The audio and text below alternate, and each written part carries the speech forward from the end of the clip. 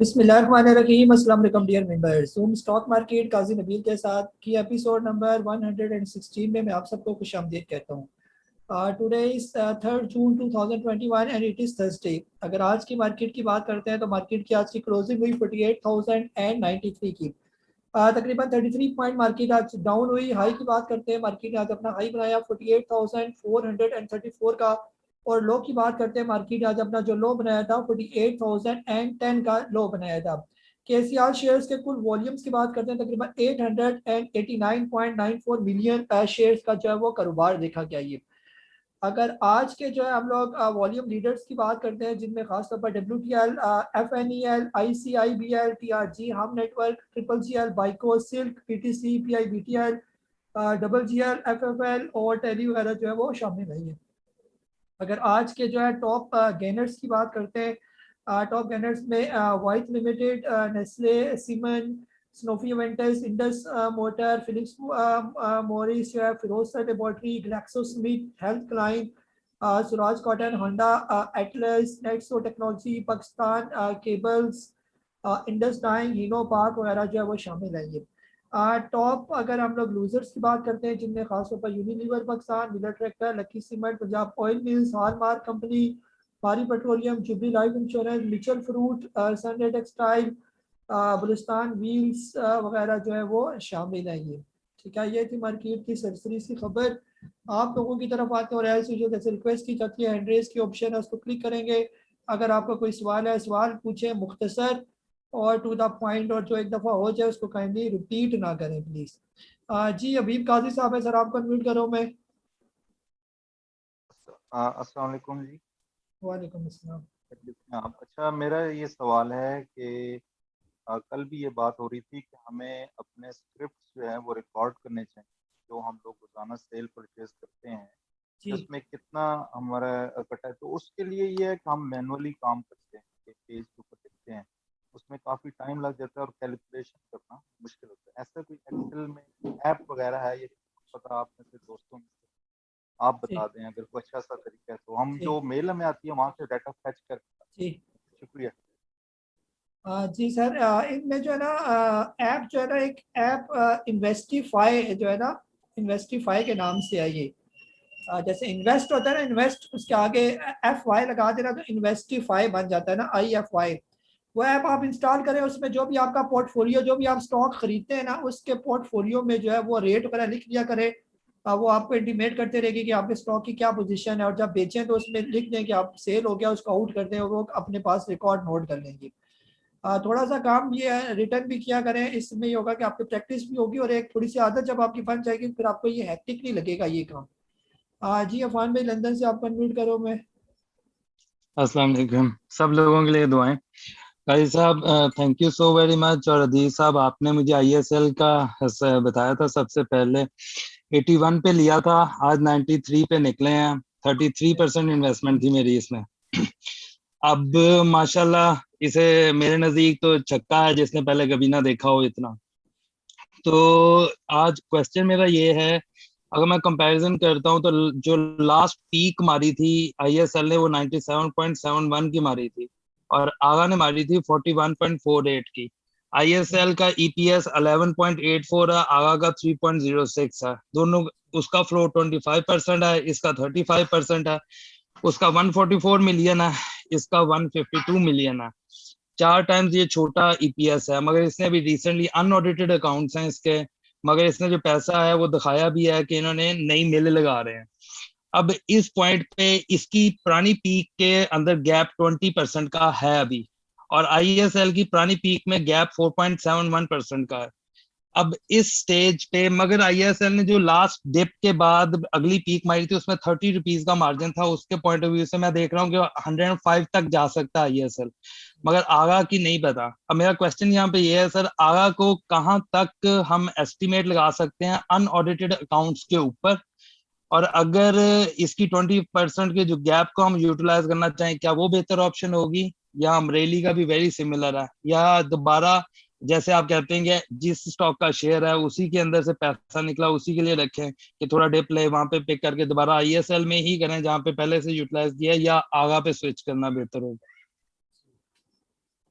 एक और सवाल। अच्छा चले, पूछे पूछे, दोबारा अनम्यूट करो, ये करे। जी सर, एक छोटा सा सवाल है, बड़ा इंपॉर्टेंट है, सबके लिए फायदा भी होगा। ऑयल एक्सप्लोरेशन और रिफाइनरी ग्लोबली स्टॉक्स नहीं आ रहे वापस। 2025 के अंदर यूके के अंदर भी इलेक्ट्रिक कार्स हो जाएंगी सारी, और पेट्रोल और ऑयल वगैरह नहीं यूज होंगे। तो इसका इम्पैक्ट हम भी देख रहे हैं कि रिफाइनरी वापस नहीं आ रही अपनी मार्केट में, और ज्यादातर हमारा ये दूसरा आईटी सेक्टर के वाले साइड, क्या ये ऑयल रिफाइनरी के ऊपर रिस्की होगा इस स्टेज पे दोबारा से वो अपना पुराना सेटअप सोचना कि ऑयल रिफाइनरी जब पिक करती है तो मार्केट उठती है? जी जी अफान भाई, बहुत बहुत शुक्रिया आपका। जहाँ पर जो पहले सवाल पूछा ना आपने इंटरनेशनल स्टील का और आगा का, आगा तो भी नई नई कंपनी है ना उसका, तो आप इंटरनेशनल स्टील के साथ कंपेयर ना करें ना उसको। जो इंटरनेशनल स्टील है, इसके जो पुराने रेट्स हैं वो तो तकरीबन 150 पौने 200 तक भी ISL जो है वहाँ तक गया हुआ है। जहाँ पर आप बात करते हैं ना ये कहाँ तक जा सकते हैं, कहाँ तक जा सकते हैं, पहले भी मैं कह चुका हूँ कि कहाँ तक जाने का ये कोई भी बड़े से बड़ा एक्सपर्ट भी आप किसी को पकड़ लेना और उसे पूछे कि ये स्टॉक मैक्सिमम कहाँ तक जा सकता है, मैक्सिमम कोई बंदा भी आपको नहीं बता सकता, और जो कोई बताएगा वो झूठ ही बोलेगा। ये नीचे आने का मैं पहले भी बता चुका हूँ, नीचे आने का आप पकड़ सकते हैं स्टॉक के मैक्सिमम नीचे कहाँ तक आ सकता है, वहां तक मैं भी बड़े आसानी से पकड़ लेता हूँ स्टॉक। ये अब इसके नीचे बॉटम है, ये यहाँ से इसने रिवर्स करना है, ये ठीक है। अब यानी कि अब ISL हो गया, अमरेली स्टील हो गया, मैं आपको सिंपल सी बात बताता हूँ, अमरेली की बता देता हूँ, उसी से आप बाकी को कंपेयर करें। अमरेली जब ये नया नया आया था, इसका IPO मेरे हिसाब से उस टाइम मुझे सही याद है, इसका IPO आई थिंक 40 रुपए या 45 रुपए का होगा, या 60 रुपए का था इसका जो नया नया IPO था। इसको थोड़ा सा मैं हिस्टोरिकल जरा देख लेता हूँ कि इसका IPO कितने का था जब ये शुरू में ट्रेड हो रहा था। ये जब मेरे पास जो प्राइस आ रही है ना इसकी, यहाँ पर वो 46 रुपए की थी। तो जब ये शुरू में आया था तकरीबन जो है ना, ये लॉन्च इसने किया था 2016 के मिड में जो है ना, इस प्राइस के राउंड अबाउट, बल्कि 60 रुपए का, 60 रुपए से इसने स्टार्ट किया था। ये बिल्कुल वही वाला रेट है जो पहला रेट यहाँ पर मैं देख रहा हूँ ना, 60 रुपए से इसने स्टार्ट किया अमरेली स्टील ने ये, ठीक है। उसके बाद जो है इसने फिर अपने आप को एक्सपेंड किया, यानी कि 3 गुना इसने कहा कि जहाँ मैं जो मेरी प्रोडक्शन है वो 60% है, अब मेरी प्रोडक्शन जो है उसको मैं 3 गुना बढ़ा के इसको 180% जो भी वो प्रोड्यूस करे अमरेली स्टील, तो उसने अपने एसेट्स को 3 गुना यानी बढ़ा दिया, 60 से 120, 120, 180 पर चला गया। जिससे आप अंदाजा लगाएं कि इसका जो अभी करंट रेट मार्केट के हिसाब से जो इसके शेयर का प्राइस होना चाहिए वो 60 नहीं होना चाहिए, मेरे हिसाब से कम से कम इसका रेट भी फिर 180 होना चाहिए। अगर उसने अपने आप को 3 गुना बढ़ाया है, अपने जो है ना प्रोडक्शन को, अपनी सेल को और अपने सारे एसेट्स को इतना बढ़ा, बाकी का स्टील सेक्टर ने भी बढ़ाया अपने आप को, सिर्फ इसने नहीं बढ़ाया, ISL ने भी बढ़ाया, मुगल ने भी बढ़ाया, किसी ने 4 गुना अपने आप को बढ़ाया, किसी ने 2 गुना बढ़ाया, आयशा स्टील ने अच्छा खासा उसने भी 3-4 गुना अपने आप को बढ़ाया। तो इसके हिसाब से उनके जो शेयर की प्राइस है वो भी बढ़नी चाहिए, ठीक ठाक बढ़नी चाहिए। तो अभी बार बार मैं यही कह रहा था कि ये स्टॉक बहुत डिस्काउंट रेट पर है, अभी आगा की आएगी आपके पास न्यूज़ वगैरह या फाइनेंशियल्स आएंगे, फिर ज़्यादा अच्छे तरीके से हम आगा को बाकी से कंपेयर कर सकेंगे, फिर परफॉर्मेंस। स्टॉक मार्केट में बेसिकली जो है फंडामेंटल एसेट्स तो काम करते हैं, लेकिन बेसिक काम करते हैं demand and supply of shares, जो सबसे इंपॉर्टेंट होता है कि उस शेयर की डिमांड कितनी है ये, ठीक है। तो उसके हिसाब से ये चलेंगे स्टॉक्स, ऊपर या नीचे करेंगे ये वाले। बहरहाल ISL में आपने पैसा कमाया, अभी ISL में बहुत गुंजाइश है उसके ऊपर जाने की। अभी जो इसका ओरिजिनल रेट है तकरीबन मेरे हिसाब से नॉर्मल इसका रेट जो है वो तकरीबन 150 रुपया होना चाहिए ये। तो ये वापस उसकी तरफ गामजन है बिल्कुल, यानी जब ये स्टार्ट हुआ था जो है ना उसके अब यानी कि चल रहा है ये स्टॉक, यानी कि मसलसल जब इसने डिप लिया था और करेक्शन ली थी, ये तकरीबन 164 रुपये से नीचे आया था और इसने 29 रुपये की आके इसने बड़ी करेक्शन की थी। अब 29 रुपये से अब तक 93 रुपीज तक अब ये वापस अपने उसी लेवल की तरफ जा रहा है जहां पर इसको जाना चाहिए ये, ठीक है। तो ISL का पैसा ISL में रखें, थोड़ा नीचे आ जाए तो फिर नहीं। अब ये जब ये क्रॉस करेगा ना 98, तो ये फिर आपको जो है 110, 120 बल्कि हो सकता है 150 भी आपको दिखाए, जो एक्सपेक्टेड टेक्निकली जो मैं देख रहा हूँ ये। और बाकी जो आपने ऑटो सेक्टर की बात की इंटरनेशनली, डेफिनेटली हम भी वही बात करते हैं कि आहिस्ता आहिस्ता आप देखेंगे जो इलेक्ट्रिकल कार्स पर आएंगी उससे जो आपके ऑटो सेक्टर पर तो वैसे भी फर्क पड़ा है उनकी सेल पर, तो आगे भी फर्क पड़ेगा। लेकिन डिपेंड ये करता है कि वो ऑटो सेक्टर तो जो ये जो ना गाड़ियां लाएंगे भी आपके स्टॉक के अंदर, तो वो भी कोई बाहर से तो कोई नहीं कंपनीज होंगी, यही वाली कंपनीज होंगी। इन्होंने ही अपने आप को अपग्रेड कर देना है, और जिन्होंने अपने आप को अपग्रेड करके अपनी गाड़ियों को इलेक्ट्रिकल में लेकर आएंगे, हाइब्रिड तो ये ला ही चुके हैं ये, तो अब उसको इलेक्ट्रिकल में लाएंगे। ये टोयोटा शोटा के दाम तो वैसे भी चल रहे हैं, तो इन्होंने ही आगे बढ़ना है। कोई जो है ना मरकरी या वेनस या प्लोटो से तो कोई कंपनी आनी कोई नहीं है। तो यही बड़ा माफिया ऑटो का, यही चलाएंगे, यही मंगवाएंगे, यही काम करेंगे। और इसी तरह रिफाइनरी का भी हिसाब किताब इसी तरह ही होगा। ऑयल ऑयल पर कितना फर्क पड़ेगा वो फिर आने वाले दिनों में हम देखेंगे इसका। ये जी मीर बिलाल साहब, सर आपको अनम्यूट कर रहा हूँ मैं।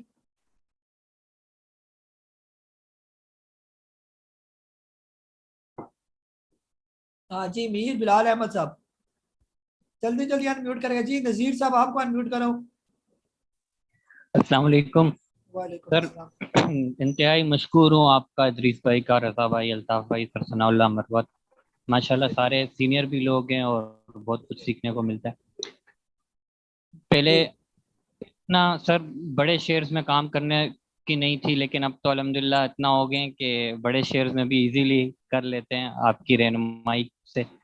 सर जी एक सीडीएम के बारे में आप मुझे बता दें, क्या इसका है आगे जाने का? और सर आसान लफ्जों में फ्री फ्लोट किसको कहते हैं? और बीटा वैल्यू सर अगर 1 से कम है तो ये इंडेक्स पर क्या इफेक्ट करेगा? Thank you sir. जी जी नजीर भाई, ये जो सीटीएम है यहाँ पर आप थोड़ा रुक के आप थोड़ा सा यहाँ पर कंसोलिडेट होगा, फिर इसके बाद ये अगला सफर जो है वो तय करेगा, है ना। छोटा स्टॉक है अभी, जब ये टेक्सटाइल थोड़ा तेज होगा तो फिर ये भी तेज हो जाएगा, उसके साथ साथ ये चलता है ना। बाकी जो बीटा वैल्यू जिस स्टॉक की कम होती है एक उनका सेकंड जो है आहिस्ता जरा मूव करते हैं। जिनकी बीटा वैल्यू कम होती है वो इंडेक्स के साथ जरा तेज मूव नहीं करते ना। और इनका जो है, और फ्री फ्लोट आपने पूछा, फ्री फ्लोट में जो मार्केट में शेयर्स होते हैं उनको हम फ्री फ्लोट कहते हैं। जिस कंपनी के ज्यादा शेयर्स होते हैं वो उनका फ्री फ्लोट ज्यादा होता है, जिनके शेयर्स कम होते हैं उनका फ्री फ्लोट कम होता है। ये ठीक है, बस ये हिसाब किताब है ये। जी मीर बिलाल साहब सब करें अनम्यूट आप।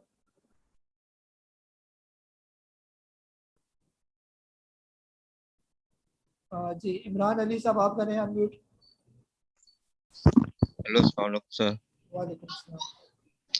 सर मेरे दो सवाल थे। पहला ये था कि किसी भी स्टॉक को खरीदने के लिए, बाई करने के लिए उसका मिनिमम वॉल्यूम कितना होना चाहिए।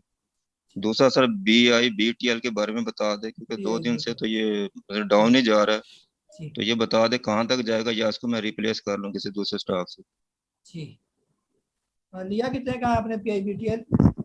ये 11 रुपये 70 पैसे का। जी इतना महंगा सर आपने लिया नहीं है इसको। ये अभी इसी लेवल पर वॉल्यूम इसके अंदर जनरेट हो रहे हैं। आप इसके अंदर आने वाले दिनों में तेजी देखेंगे। अगर आपने लिया हुआ है और एकोमुलेट करें यहाँ पर, ये तकरीबन 9 रुपये से ये चलना शुरू हुआ है, अभी तकरीबन 11.5 पर तो ये पहुंच ही गया ये। तो आगे भी इसके चलने के जो है वो चांस हैं। ये फिलहाल इसको बेचे ना, इसको रखें। और कम पैसों में ये भी बहुत अच्छा स्टॉक है। ये काफ़ी टाइम से ये अपने आप को कंसोलिडेट कर रहा था, और अब आहिस्ता आहिस्ता जो है इसने अपना मूव बनाया। ये जो 10 रुपये 60 पैसे था ना तकरीबन 28 मई को, मई से लेकर अभी जून तक ये तकरीबन अप ट्रेंड में ही है। ये तो आहिस्ता आहिस्ता ये ऊपर जा रहा है खिसक खिसक, और जब ये 14 रुपये क्रॉस करेगा फिर तो ये बहुत स्पीड से तेज जाएगा ना। वो 14 रुपये इसकी स्ट्रॉन्ग रेजिस्टेंस होगी, ब्रेकआउट होगा इसका।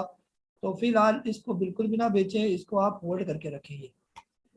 जी इमरान अली साहब आपको अनम्यूट कर रहा हूँ मैं। सर दूसरा सवाल मैंने किया था कि वॉल्यूम कितना होना चाहिए किसी स्टॉक जी को बाई जी करने जी के लिए। जी सर, वॉल्यूम इतना कम से कम होना चाहिए कि जो है ना रीजनेबल।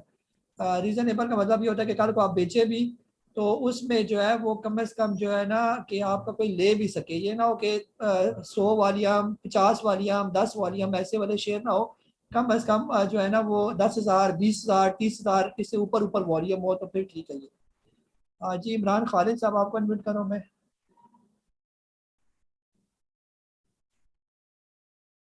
जी नवीद चौधरी साहब आपको अनम्यूट कर रहा हूँ। जी नवीद चौधरी साहब।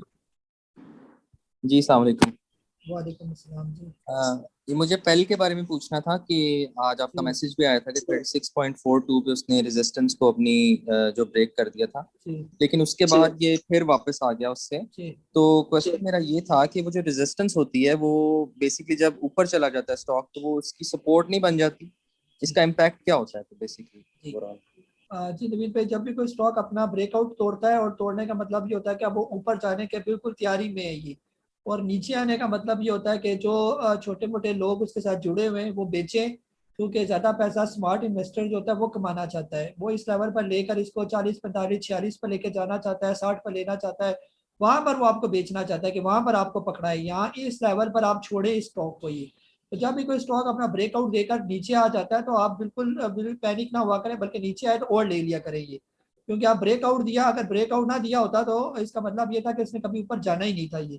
तो अब ये आहिस्ता आहिस्ता खिस्से खिस्सा कर देखे ना, 30 रुपए का था, अब 36 रुपए तक पहुंच गया। अब आहिस्ता आहिस्ता, अब गर्मियां आ रही हैं, पहले के वैसे भी AC वगैरह बिक रहे हैं, इनके फ्रिज बिक रहे हैं, इनकी काफ़ी चीज़ें इलेक्ट्रॉनिक्स की, तो ना सिर्फ पाकिस्तान में बिक रही है बल्कि ये तो बाहर की कंपनी है, तो बाहर भी इनका माल काफ़ी बिकता है। तो ये अब चढ़ेगी ऊपर ही, पहल और वेव्स इन्होंने तो जाना ही है ये। ठीक है। हाँ जी, मोहम्मद अरफाज साहब आपको अनम्यूट करो मैं। अस्सलाम वालेकुम कैश साहब। वालेकुम सलाम। कैश साहब मेरे दो सवाल हैं।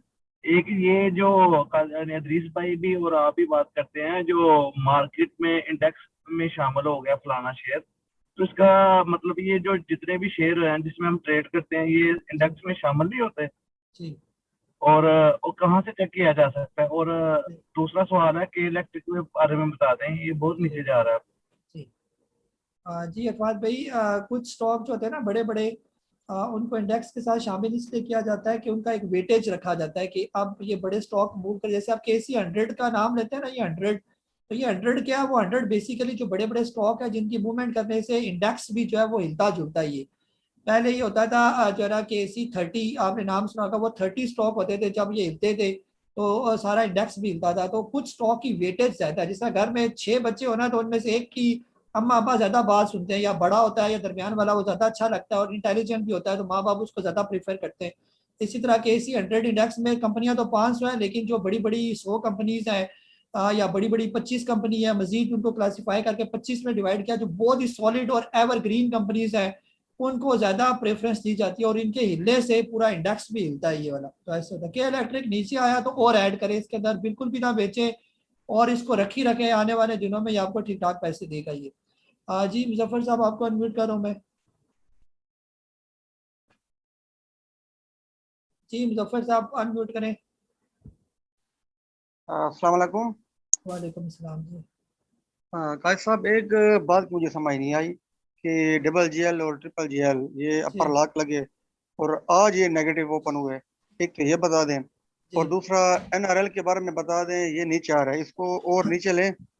जी जी जी मुजफ्फर साहब, जो स्टॉक ऊपर जाके फिर नीचे आ जाते हैं बार बार, मतलब वही होता है कि हर स्टॉक छोटी छोटी करेक्शन करता है, ऊपर जा रहा है, साथ फिर करेक्शन की मार्केट देने होते हैं आपको पैसे, लेकिन वो आपको तड़पा तड़पा कर पैसे देती है। वो अगर किसी स्टॉक ने 15 रुपए से 90 रुपए तक जाना है, वो कभी भी स्ट्रेट लाइन में नहीं जाएगा, वो बार बार तोड़ेगा। 2 रुपए ऊपर जाएगा तो 4 रुपए नीचे आएगा, 6 रुपए ऊपर जाएगा 1.5 रुपए नीचे आएगा, 7 रुपए ऊपर जाएगा तो 9 रुपए नीचे आएगा।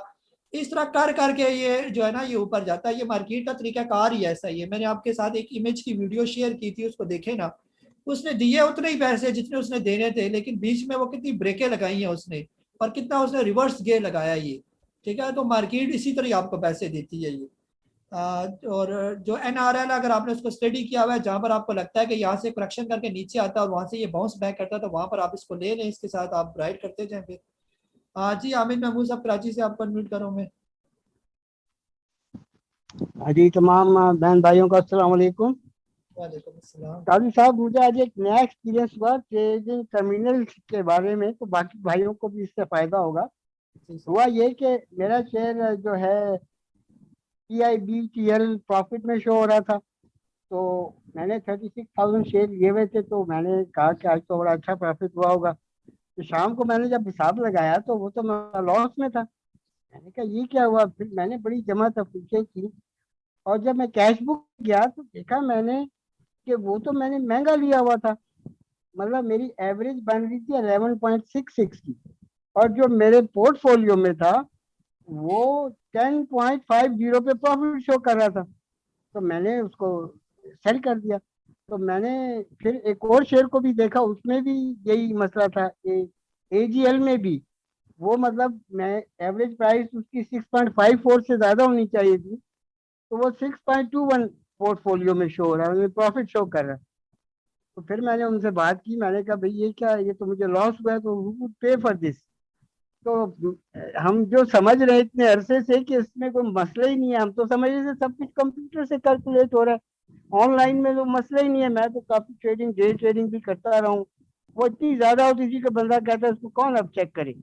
लेकिन ये तो बड़ा मोटा मोटा था, तो ये तो बड़ा, तो इसमें हु शुड दे पे फॉर माई लॉस।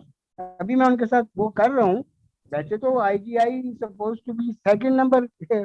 मैंने देखा यूट्यूब पे लोग बड़ी तारीफें, लेकिन ये तो मुझे अजीब एक्सपीरियंस हुआ। If they had any problem तो उन्हें पता चलना चाहिए कि भाई हमारे इसमें प्रॉब्लम हो गया। They should inform to their customers. मतलब वो चुप बैठे हुए हैं और लोग जो है प्रॉफिट में बेच रहे हैं, उन्हें लॉस हो रहा है।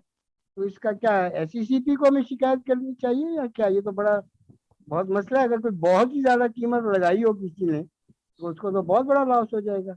क्या कहेंगे आप? हाँ जी। जी हामिद साहब, इसीलिए कल भी हमने इसी पर ही बात कर रहे थे कि जो भी स्टॉक आप लेते हैं आपके पास पेपर वर्क जो है ना उसका पूरा होना चाहिए कि आपने वो किस पर लिया और कितनी दफ़ा लिया। ये जो प्रॉब्लम होती है ना, ये उस वक्त प्रॉब्लम होती है जब आप कोई भी एक स्टॉक एक दिन में बार बार बेचते हैं, लेते हैं, फिर बेचते हैं, फिर लेते हैं। तो जब 2-4 दफ़ा करते हैं तो वो सिस्टम अपने हिसाब से उसकी एवरेज बना रहा होता है ये। तो वो सिस्टम की एवरेज को फिर आपको समझना पड़ेगा कि सिस्टम कैसे एवरेज बनाता है ये। वो अपने हिसाब से बनाता है एवरेज। आपने ऊपर बेचा, फिर नीचे लिया, फिर बेचा, वो उसने आपने कोई पुराने शेयर भी लिए हुए तो उसके वो सारा जो है वो किचन विचड़ करके ना तो एक बड़ी एवरेज बना देता है ये वाला। लेकिन आपने अपने हिसाब से चलना है। पेपर वर्क इसीलिए कह रहे हैं कि जो भी आप स्टॉक ले, लाजमी एक छोटी सी पॉकेट डायरी आपके पास होनी चाहिए रोज के हिसाब से। उसमें आप क्या रोज का रोज खाता आप साथ साथ लिखते जाएं कि ये मैंने ऑर्डर लगा दिया, ये मेरा आ गया। उस पेज पर आप लिख नहीं है। रात को बेशक किसी बड़ी शीट के ऊपर या किसी बड़ी डायरी के ऊपर आप उसको चढ़ा दें।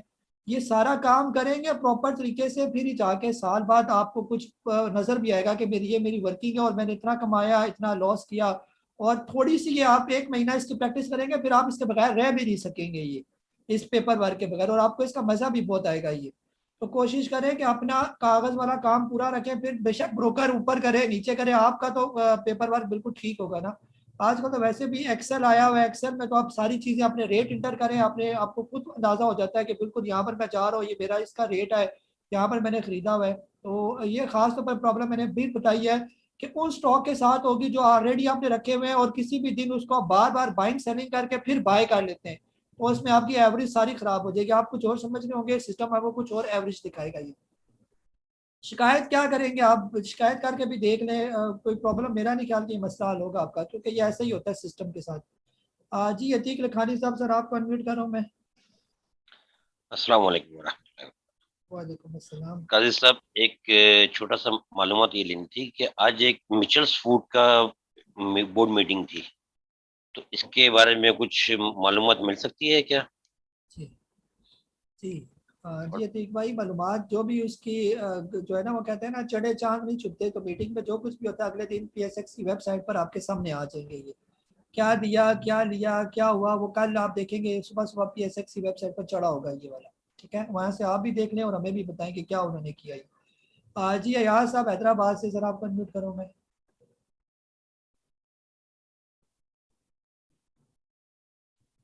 अयाज साहब हैदराबाद से। सर अस्सलाम वालेकुम। वालेकुम अस्सलाम। सर जो आपने शेयर्स दिलवाए थे उन पे तो बात नहीं करूंगा, बस आपने दिलवाए आप पे यकीन है, लेकिन ICIBL के बारे में और सिल्क बैंक के बारे में पूछना था आपसे। लिया हुआ आपने ये? हाँ सर, ये आपसे पहले लिए हुए थे। जी तो प्रॉफिट में ही होंगे। ICIBL तो आज तो काफी ऊपर, लॉस भी मेरे ख्याल लगा इसको। सर इसके बारे में पूछना था, मजीद लूं या नहीं लूं? मजीद फिलहाल ना लें इसको, फिलहाल जो जी ऑलरेडी सर। रखे हुए हैं उसमें आप प्रॉफिट टेकिंग करें। और सिल्क बैंक अगर इस रेट पर लिया हुआ तो बुरा नहीं है ये भी किसी टाइम भी ICIBL की तरह या समिट बैंक की तरह जब इसकी भी कोई खबर आ जाएगी तो यहाँ पर ये भी 1 रुपया ऊपर आपको दिखा देगा ये वाला।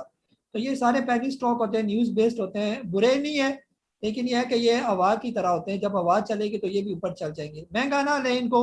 ICIBL ऊपर चला के अब ये महंगा हो गया, अब जो पहले पड़े हुए ना वो रखी रखें, जब ये दोबारा 1 रुपये 2 रुपये से नीचे आ जाए तो फिर बेशक ले लें इसको।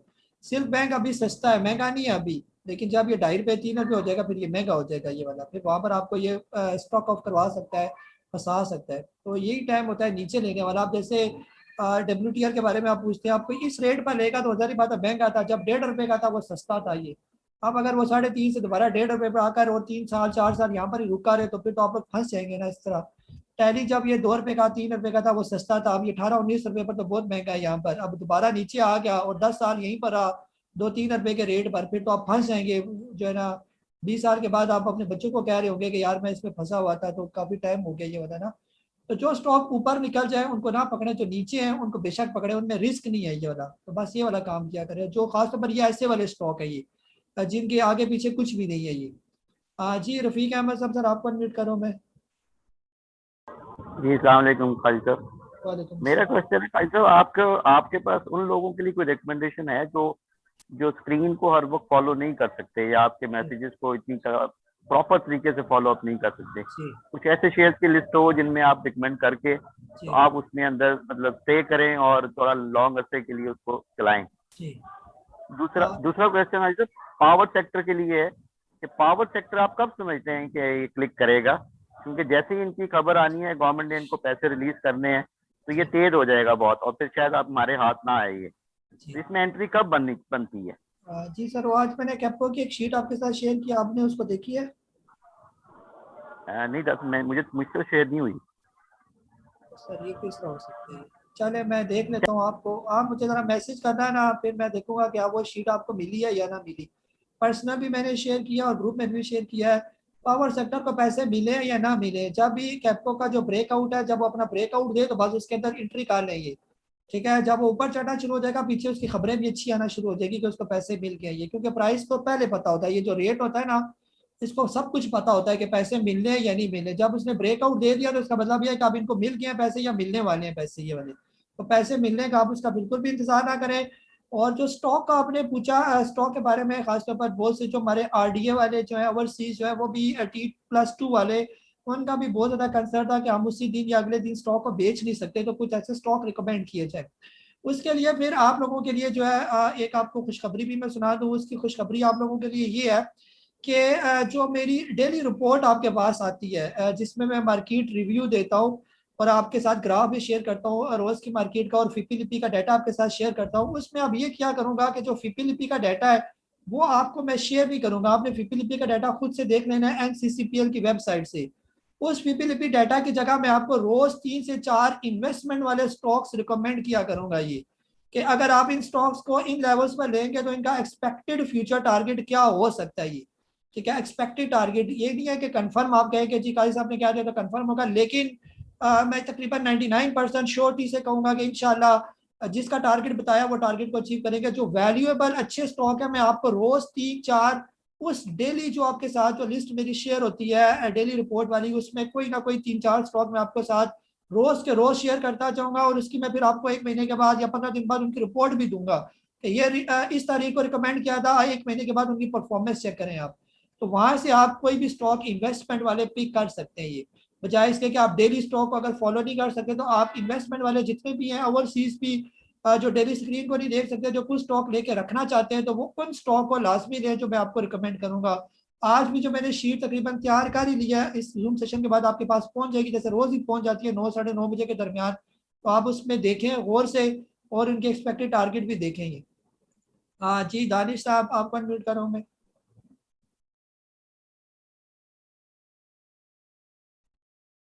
जी दानिश मिर्जा साहब। अस्सलाम वालेकुम सर। वालेकुम अस्सलाम जी। सर एक तो आपकी कल आप बता रहे थे कि ट्रीट जो है वो लेने वाला शेयर है, तो वो मैंने लेके डाल दिया था। अल शहीर भी नीचे आया हुआ था, उस पर भी मैंने रिकमेंडेशन कर ली।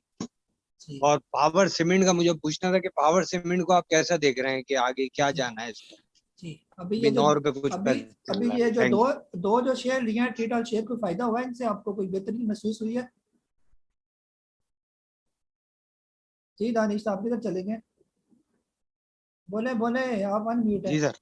मैंने कहा ये जो ट्रीट शेयर लिया कोई फायदा हुआ है इनसे? आपको आज मूवमेंट नजर आई है इनके अंदर? सर मैंने हाँ मूवमेंट तो बिल्कुल नजर आई है, लेकिन वो आपने कहा था ना ट्रीट का तो कि लॉन्ग टर्म के लिए भी रख सकते हैं आप, रखने वाला शेयर है, तो उसको तो मैंने इस माइंड सेट से लिया है। लेकिन अल शहीर तो मैंने पहले भी प्रॉफिट गेन किया था, तो बाय बैक पे आ गया था, तो मैंने दोबारा परचेज कर लिया उसको, क्योंकि कल वाली लिस्ट की बाइंग जोन में था वो।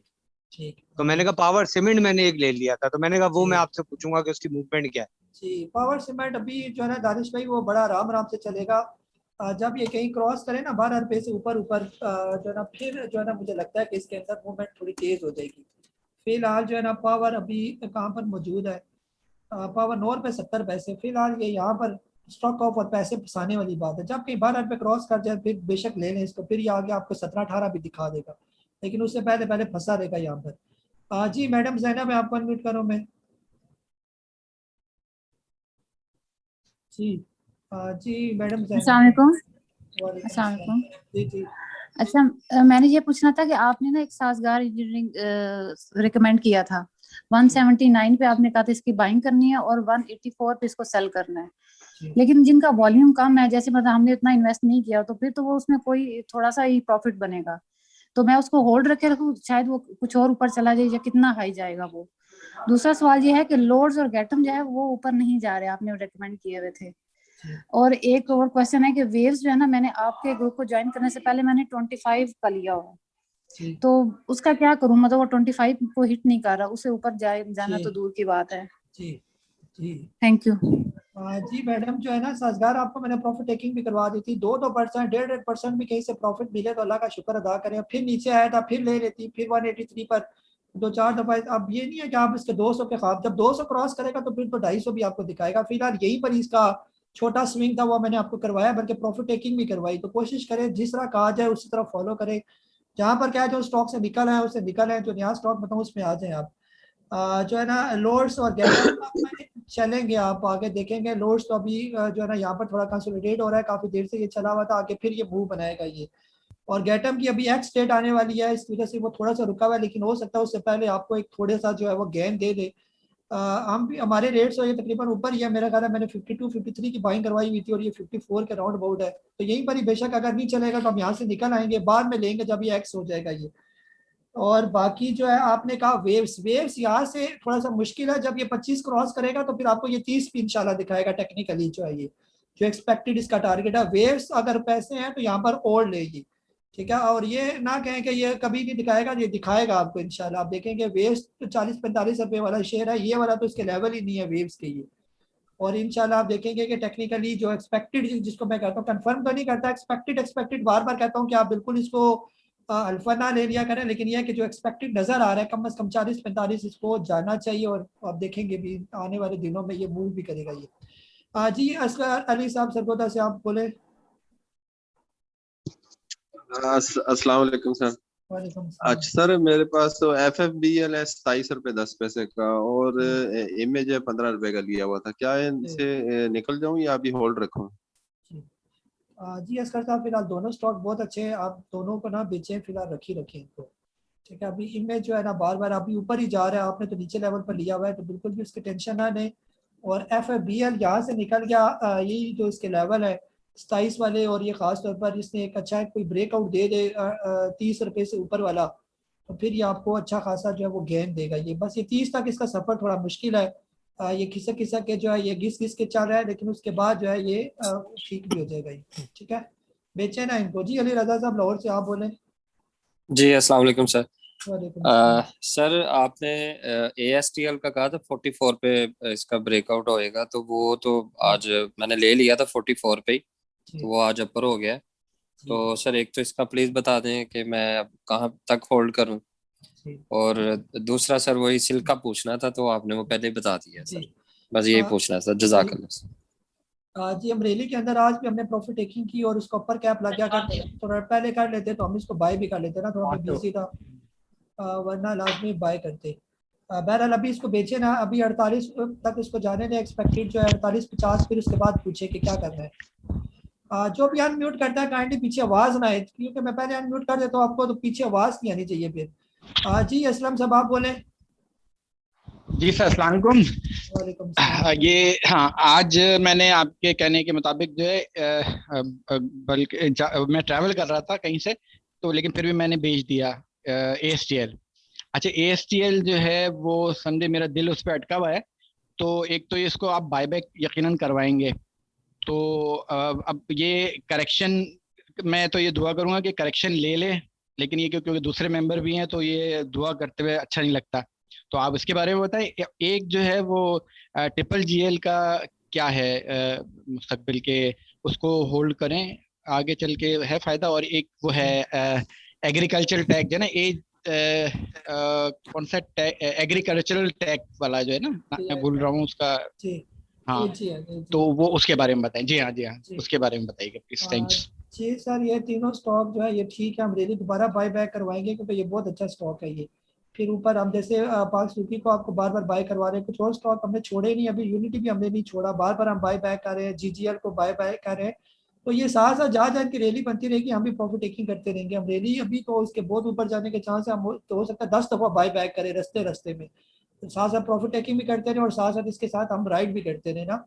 तो और एग्रीटेक जो है वो अच्छा स्टॉक है, यहाँ पर अगर पैसे हैं तो यहाँ पर आप इसके अंदर इन्वेस्टमेंट कर सकते हैं। आने वाले दिनों में एजीएल बहुत अच्छा हो जाएगा, अभी तो ये बहुत डिस्काउंट पर 6.5 रुपये पर आपको मिल रही है और इसने एक अच्छी रैली में ही जा रही है, इसने रैली बनाई हुई है तकरीबन, जब ये था ना 4 रुपये के करीब, अब ये 6.5 में हो गया और आगे आने वाले दिनों में और भी आप इसको बेहतर देखेंगे ये।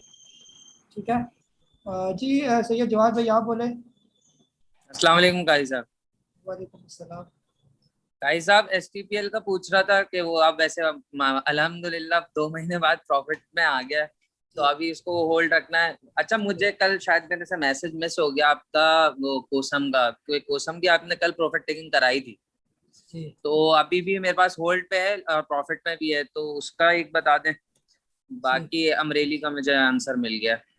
जी जी जवाद भाई, जो है ना कोसम खास तौर पर जो है कोसम बेचना बनता था ना यहाँ पर, आज भी उसने आपको मौका दिया था, जो कल रह के वो आज बेच दे। असल में बाज़ औक़ात ब्रॉडकास्ट का कोई इक्का दुक्का मैसेज मिस हो जाता जो आपको मिलता नहीं है ना, मेरी तरफ से गया होता लेकिन आपको रिसीव नहीं हो रहा था, तो लेकिन ग्रुप में मैं भी शेयर कर देता हूँ, अगर कोई वहाँ से ना देखे तो ग्रुप में लास्ट में देख ले। तो यहाँ पर एक दफ़ा बेचें, फिर जब ये नीचे आए तो फिर ले लें, फिर यहाँ से आके फिर 380 पर आके रुक जाएगा और फिर आप कहेंगे जी आप ये मैं फिर फंस गया हूँ इसके अंदर।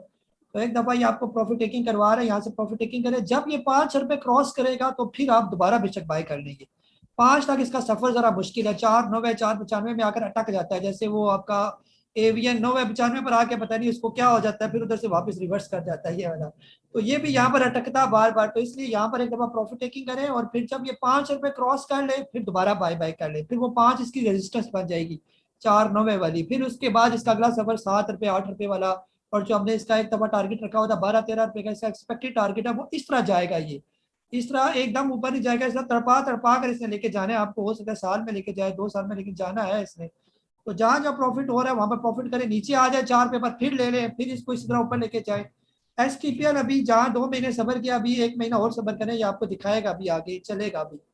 ठीक है, जल्दी ना करें इसको बेचने में, अभी बड़ी मुश्किल से मर के ये 15-16 से आप आया 17-18 के करीब पहुंच गया ये एसटीपीएल खास तौर पर, बड़े लोग इसके अंदर फंसे हुए थे। तो अब ये आपको आहिस्ता आहिस्ता, ये जो पिछले दिनों उसने ब्रेकआउट दिया था 18 रुपये 65 पैसे के करीब आके वापस आया, तो अब यानी आप इसकी मर्जी है ऊपर जाने की, तो जब इसकी मर्जी है ऊपर जाने की तो फिर आप क्यों नहीं कर रहे हैं भाई। ठीक है, फिर आप इसको होल्ड करके रखेंगे आप। ठीक है जी, जवेद इकबाल साहब सर आप अनम्यूट करें।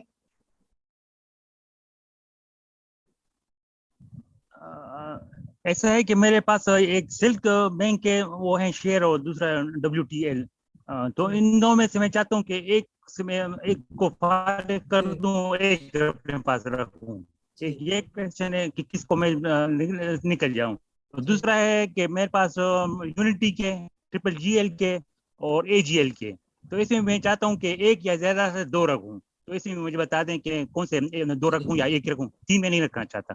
थैंक यू जी जवेद साहब, फिर अगर 3 में नहीं रखना चाहते तो फिर लिए क्यों थे 3? पहले तो सवाल ये पैदा होता है ना। और सिल्क और WTL में से कोई एक रखना चाहते हैं तो एक ही रख लेते, 2 क्यों लिए आपने? तो अब इन दोनों में से दोनों की पर्ची रखें, अपने बच्चों में से कहें कि जिन सिल्क और WTL की कोई एक पर्ची उठाए, जो भी पर्ची निकल आए तो उनमें से जो है ना वो आप ले लें बस। इसी तरह उन तीनों की भी पर्ची बनाए, उनमें से कोई एक निकल आए तो उसके पैसे उसमें डाल दें। बाकी तीनों रखने वाले नहीं है क्योंकि तीनों शॉर्ट टर्म वाले हैं, ये बिल्कुल डे ट्रेडिंग वाले स्टॉक है, क्योंकि ऑलरेडी ये हाई पर पहुंचे हुए हैं, इनमें रखने वाले स्टॉक ये तीनों ही नहीं है। ये बेहतर यह है कि इन तीनों की जगह कोई और अच्छा सा इन्वेस्टमेंट वाला कोई स्टॉक ले लें जो थोड़ा आपको 4 पैसे ज्यादा दे देगा। ये वाला जो आप कह रहे हैं ना रखने वाले, तो रखने वाले नहीं है उस तरह, ये बस ये बार बार लें बार बार बेचें, बार बार लें बार बार बेचें, ये वाली बात है ये।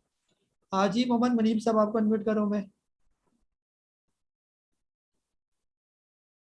मोहम्मद मुनीब साहब। जी इमरान खालिद साहब आपको अनम्यूट कर रहा हूँ मैं। अस्सलाम वालेकुम सर। वालेकुम सलाम। सर क्योंकि 1 घंटे का जूम सेशन होता है, क्या ये पॉसिबिलिटी है कि हम लोग आप क्वेश्चन आंसर जैसा जूम सेशन रमजान में चलता था कि व्हाट्सएप पे क्वेश्चन ले दिया और जवाब दे दिए, इज इट पॉसिबल कि आप उस तरह का कर लें और हम लोग मैक्सिमम आपको और अजीज भाई को सुन सकें? बहुत शुक्रिया, जज़ाकल्लाह। जी इमरान साहब, वो जो था ना सेशन वो बड़ा मुश्किल था, बजाय तो आपको आसान लगता था, उसमें सिर्फ मुझे बोलना पड़ता था। आपने तो मैसेज करके छोड़ दिया और खुद बेशक देखे भी ना उसको ना जूम सेशन को दोबारा, बस ये है कि फॉर्मेलिटी के लिए मैसेज छोड़ दिया। तो मुझे लगातार अब यहाँ पर आप बोलते हैं मैं चुप करता हूँ, फिर आप बोलते हैं मैं चुप करता हूँ, तो मेरा गला भी जो है वो नॉर्मल रहता है। ये साथ में पानी भी पी रहा होता हूँ ताकि रिलैक्स रहूँ। तो ये ठीक है सर, थोड़े थोड़े करके क्वेश्चन पूछते रहे और ये शुगल मेरा चल रहा है, इसको चलने रहने थे। और फोटो शोटो भी आपकी आ रही है और माशाल्लाह लोग भी आपको देख रहे हैं, सुन रहे हैं, तो ये भी ज़रा जो है ना वो ठीक है। ये जी रियाज साहब आपको अनम्यूट कर रहा हूँ मैं। जी रियाज साहब जल्दी जल्दी अनम्यूट करें, क्या करें क्योंकि टाइम नहीं होता। जी हाफिज सलीम साहब आपको अनम्यूट कर रहा हूँ मैं। हेलो, अस्सलाम वालेकुम। अस्सलाम वालेकुम। जी रियाज साहब बोले।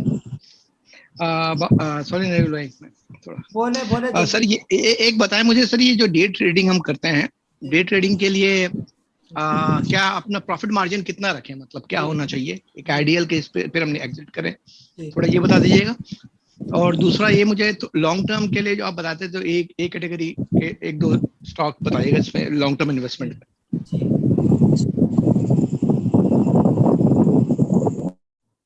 वसीम साहब आपको मैंने अनम्यूट किया, आप पीछे से फूक और इतना शोर आपका आ रहा है। कोशिश करें जिसको मैं पहले अनम्यूट कर दूं वो या तो चुप करे या फिर आप अपने आप को यानी कि फिर ना अनम्यूट ना करेगी, ठीक है। जिसको जो पहले हो जाता है वॉइस के दौरान, या तो खामोशी रखें पूरी, नहीं तो फिर मुझे फिर दोबारा आपको म्यूट करना पड़ेगा, या जैसे म्यूट कर दिया मैंने ना। जी जो है ना रियाज भाई, जो डे ट्रेडिंग का मार्जिन आपका बस कब 2%, बस 2-1.5% बहुत है डे ट्रेडर के लिए, 1-2% बस। कोई बड़े ख्वाब ना देखे जो इंट्राडे कर रहे हैं या डे ट्रेडिंग के, उनके लिए बहुत बड़ा है ये प्रॉफिट।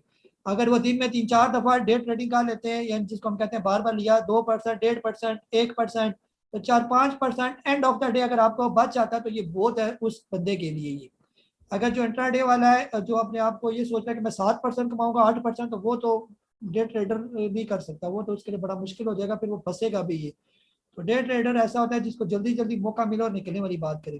जो आप अगर एक दिन का कह रहे हैं आज लिया कल बेचा, तो उसका थोड़ा मार्जिन होता है 3%, 4%, 6% भी होता है, बाद का 2% भी होता है, तो डिपेंड करता है। जी ऑफिस लिंक साहब आप अनम्यूट करें आप। कैसा, मेरा सवाल आपसे ये है कि जो स्टॉक्स प्रॉफिट में चल रहे हैं उनको, जिस तरह इदरीस भाई कह रहे थे कि प्रॉफिट बुक कर लें बजट से पहले, तो उनका प्रॉफिट बुक कर लें या भी अगले हफ्ते उसको चलने दें? बस मैंने यही पूछना है आपसे। जी अभी साहब जो स्टॉक चल रहे हैं थोड़ी थोड़ी करके प्रॉफिट टेकिंग अगर आप करना चाहते हैं तो बेशक प्रॉफिट टेकिंग करें उनके अंदर। लेकिन मेरा तरीक़ाकार ये नहीं है कि जब मुझे लगता है कि ये स्टॉक मैंने बहुत ही बॉटम पर लिया और इसलिए अभी ऊपर जाना है, जो टारगेट रखा होता है, तो मैं बजाय बेचने के मैं और ऐड करता जाता हूँ उसके अंदर, बल्कि कहीं और पैसे पड़े हो वहाँ से भी निकाल के इसके अंदर ऐड करता हूँ। जो मेरा अपना आज़ादी तरीक़ाकार है, बाज़ का डिफरेंट भी हो सकता है, लेकिन जब एक खास लेवल पर पहुँच जाता है तो फिर मैं थोड़े थोड़े करके फिर प्रॉफिट टेकिंग शुरू कर देता हूँ। ये जी मुमताज़ साहब आपको अनम्यूट कर रहा हूँ मैं, मुमताज़ अहमद शरीफ साहब। जी मुमताज़ अहमद शरीफ साहब आप अनम्यूट करें। कासिम सुमरो साहब आप भी अनम्यूट करें। अस्सलाम वालेकुम। जी वालेकुम सलाम। काजी साहब एक सवाल है मेरा, आप जैसे बाइंग जोन बताते हैं कि इस बाइंग जोन में आप ले लें, आप खरीद लें ये चीज़, अगर उसका ब्रेकआउट अगर जो होता है वो उसका खरीदने से पहले, मतलब आप कहते हैं कि इसको ब्रेकआउट के बाद, जैसे सपोज के कोई 12 रुपए का शेयर खरीदना है, 12 रुपए 10 पैसे है, तो आप बताते हैं कि भाई इसको जब 12 रुपए के 10 पैसे के बाद उसे खरीदें आप। तो अगर सपोज के वो 12 रुपए है तो 12 रुपए पे मैं खरीद सकता हूँ उसे, इससे पहले क्यों नहीं खरीद सकता हूँ? जी सर बहुत अच्छा सवाल पूछा आपने। सब तरीक़ाकार ये होता है ना कि ये स्टॉक मार्केट के अंदर कोई भी स्टॉक जो है, ये जैसे मैं आपको बताता हूँ कि ये प्रॉपर सिस्टम के साथ ये सारा चल रहा है। ये ऐसा नहीं है कि कोई स्टॉक ऐसे ही चल रहा है, कोई ऐसे ही ऊपर जा रहा है, ऐसे ही वैसे वाली कहानियाँ नहीं है ये वाली। ये प्रॉपर एक सिस्टम है ये वाला। आपका जो स्टॉक है अगर आपको उसका सिस्टम समझ आ जाए तो दुनिया का कोई भी स्टॉक आपके सामने रख दिया जाए उसका भी सिस्टम एक ही है ये। इसकी मैं आपको एक छोटी सी मिसाल देता हूँ। छोटी सी मिसाल ये है कि हम लोग बचपन में जो है ना एक गेम खेला करते थे जिसमें बहुत ज्यादा रास्ते होते थे ना, तो उनमें से एक रास्ता होता था जो हम लोग अंदर जाते थे और वो दूसरी तरफ निकल जाता था, बाकी सारे रास्ते बंद होते थे ये। तो वो एक रास्ता जब आपको समझ आ जाए कि यही रास्ता है और यही सिंपल और सीधा रास्ता जो बाहर आपको पार चढ़ाएगा, तो आप, मैं यकीन से कह सकता हूँ कि दुनिया का किसी भी स्टॉक मार्केट में आप चले जाएंगे, एक ही सिस्टम के तहत पूरी दुनिया की स्टॉक मार्केट भी काम कर रही है। वही अगर आप स्टॉक को आप एनालाइज करेंगे, जिस मर्जी स्टॉक को जब आपको एनालिसिस करना आ जाएगा, फिर आपके लिए ये बिल्कुल ऐसे सिंपल सी गेम हो जाएगी कि जी आप मुझे बताएंगे जी। तो ब्रेकआउट के बाद असल में स्टॉक ने निकलना होता है। जब तक वो ब्रेकआउट नहीं देता उससे पहले वो घिसता रहता है, 10 साल 12 साल 6 साल, वो डिपेंड करता है कि वो किस टाइम की करेक्शन से निकला हुआ है ये। ठीक है, अब ये वो वाली बातें जो मोटी मोटी बातें जो आपको दिमाग में इतनी अच्छी आसानी से नहीं आ सकती। कुछ जैसे हम कहते हैं, मैं आपको एक सिंपल सा चार्ट बताता हूँ कि ये करेक्शन हुआ, ये कंसोलिडेशन हुआ, आप उसके ऊपर टाइम भी देखा करें, वो मैंने कौन से टाइम की कैंडल्स लगाई हुई है। कभी 5 मिनट की कैंडल होती है, कभी 30 मिनट की कैंडल होती है, कभी 1 घंटे की कैंडल होती है, कभी वो 1 महीने की कैंडल होती है। सिंपल सी बात यह है कि अगर कोई स्टॉक जितनी बड़ी कैंडल से करेक्शन करके निकला हुआ है वो उतने अरसा भी लगाएगा ये। अगर कोई 1 महीने की करेक्शन से निकला हुआ है वो कम से कम 10 साल के बाद जाके उसने ऊपर जाना होता है। तो हमने इंतजार करना है ब्रेकआउट का। जब तक कोई स्टॉक ब्रेकआउट दे तो फिर हम एंट्री ले, बजाय इसके कि हम उसके अंदर फंसे रहे, पैसा बचा यानी कि उसके अंदर बाउंड रखें। सबसे इंपॉर्टेंट चीज हमने करनी होती है कि तो पैसा बचाना है और टाइम भी हमने अपने बचाना है। यहाँ पर टाइम हमने जाया नहीं करना कि सारे स्टॉक ऊपर जा रहे हैं और हम उसके अंदर बैठे हुए जो भी ब्रेकआउट भी नहीं दे रहा और चल भी नहीं रहा ये वाला। ठीक है, आपकी 6 महीने बस फंसे रहेंगे कि ये ब्रेकआउट देगा, तो आप उसके इंतजार में बैठे हुए हैं। उस वक्त क्यों नहीं ले रहे जब वो ब्रेकआउट दे देंगे, उससे पहले पहले आप हो सकता है अच्छे खाते स्टॉक में पहले से पैसे कमा लें ये वाले। तो मेरा जो तरीकाकार है, मैं तो अपने तरीके से काम करता हूँ ना, तो जब स्टॉक दे ब्रेकआउट डाल दे उसके अंदर एंट्री, वो आपको नुकसान ही देगा। आप मेरे जितने भी चार्ट हैं पिछले दिनों मैंने आपके साथ शेयर किए, उसके बाद देखिए जितनी स्टॉक ने अपने ब्रेकआउट दिए वो ऊपर ही चढ़े ये वाले। मिसाल के तौर पर मैं आपको सेंचुरी पेपर का, अगर किसी के पास मेरा वो चार्ट पड़ा हो पुराना, उसने ब्रेकआउट दिया कैसे ऊपर निकल गया, वेव्स का ब्रेकआउट दिया कैसे ऊपर निकल गया। कई स्टॉक है, यूनिटी का मैंने आपको दिया हुआ चार्ट, वो पुराने चार्ट ब्रेकआउट के बाद ले लें, ना आपका टाइम जाया होगा ना आपका पैसा जाया होगा। बस सिंपल सी बात ये है। तो पहले बिल्कुल भी ना लें उसको, पहले लेंगे तो आप इंतजार करते रहेंगे कब ये ऊपर जाएगा कब ऊपर जाएगा, ये तो ब्रेकआउट ही नहीं दे रहा, तो वो आपका टाइम जाया होगा। बस खुलासा ये वाला। ठीक है, तो हमने टाइम भी बचाना है और पैसा भी बचाना है अपना। ये जी आसिफ सुमरो साहब, सर आप बोले। सर अस्सलाम वालेकुम सबको। सर सर आपने सर बहुत कुछ हमने सीखा है सर, बहुत ज़बरदस्त समझाते हैं। अगर ख़ास तौर पे आपके जो मतलब चार्ट होते हैं, चार्ट से हमने बहुत कुछ सीखा ज़बरदस्त। उसके हिसाब से सर एक स्क्रिप्ट है IDYM, इसका सर टाइम अभी जो है मतलब पूरा हो गया मेरे ख्याल से। अभी उसने 8 रुपए दिए हैं सर आज, तो मतलब कि हो सकता है कि सर इसका टाइम पूरा हो गया, तो अभी इसको मतलब ले सकते हैं या अभी इसका इंतजार करें sir? Thank you very much. जी IDYM जो है ना, ये इसने दिया था मेरा ख्याल है कोई बड़ा डिविडेंड वगैरह ना, जिसकी वजह से ये नीचे आ गया था ये। और इसने जो है ना, ये था तकरीबन उस वक्त 900 रुपये का और ये आ गया था जी 323 रुपये का। ठीक है, और ये आया था उस वक्त 26 मार्च से, और अभी तक जो है ना ये वो कंसोलिडेशन फेज में, ये एक लंबी लाइन है। जब ये देगा ना 371 रुपये का ब्रेकआउट, वो इसका एक्चुअल ब्रेकआउट होगा ये वाला। 371 के ब्रेकआउट के बाद अगर मैंने लेना होगा तो मैं कम से कम इसका यहाँ पर नहीं लूंगा, मैं इसको मैं महंगा लेना पसंद करूंगा, लेकिन यह है कि जब मैं उस टाइम लूंगा जब इस मुझे कंफर्म हो जाएगा कि अब इसने जाने ही जाना ऊपर ये वाला। बेशक 4 पैसे महंगा मिले, लेकिन कम से कम मेरा टाइम इसमें ज़ाया नहीं होगा। तो जब ये 371 रुपये का ब्रेकआउट दे दे, फिर आप एक दफ़ा पूछ लें कि उसका ब्रेकआउट कैसा था। अगर अच्छे वॉल्यूम के साथ ब्रेकआउट है तो फिर ये वापस 900 रुपये अभी आपको दिखाएगा, फिर कोई प्रॉब्लम नहीं होगी इसमें। जी इसके अली साहब, सर आप कन्वर्ट करो। मैं अस्सलाम वालेकुम काजी साहब। वालेकुम अस्सलाम। काजी साहब, मैंने आपसे टेक्नोलॉजी का एक पैनी स्टॉक है, समझ तो गए होंगे, उसमें मैंने काफी ज्यादा इन्वेस्टमेंट की हुई है, तो मैं उससे निकल जाऊं या होल्ड कर लूं? मुझे मसला नहीं है बैठने में, क्योंकि मैंने और जगह भी इन्वेस्टमेंट की हुई है, लेकिन मैं अब मुझे लग रहा है वो हल्के हल्के नीचे क्लोजिंग दे रहा है, तो सिल्क में आ जाऊं या किसी और में आ जाऊं? बस ये एक छोटा सा सवाल है।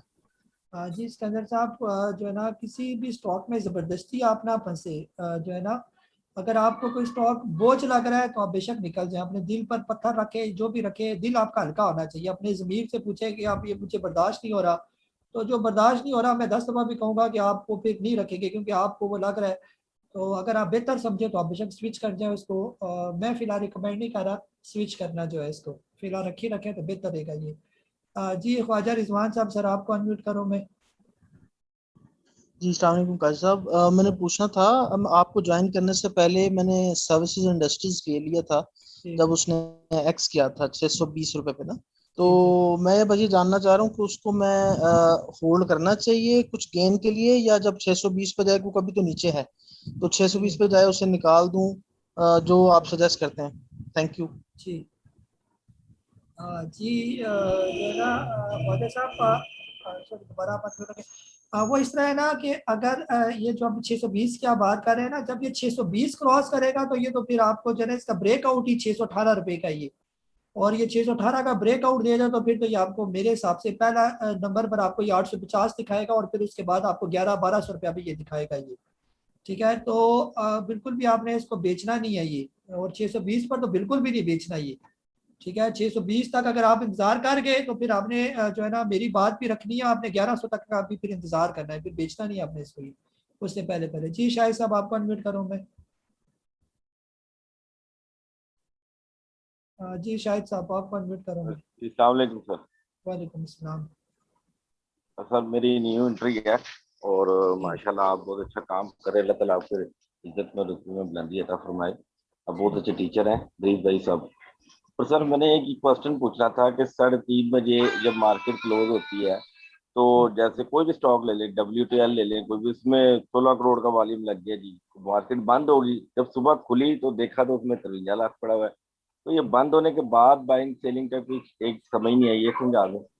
और सर थोड़ा सा टाइम लूंगा आपको, एक क्वेश्चन ये पूछना था, मोबाइल में स्टॉप लॉस मैंने लगाया, कई बार ट्राई किया लेकिन नहीं लगा, मैंने अपने ब्रोकर से बात की, उसने कहा जी मोबाइलों में नहीं लगते हैं, आप सिस्टम में जाएं या मुझे बताया करें, एक ये बता दें।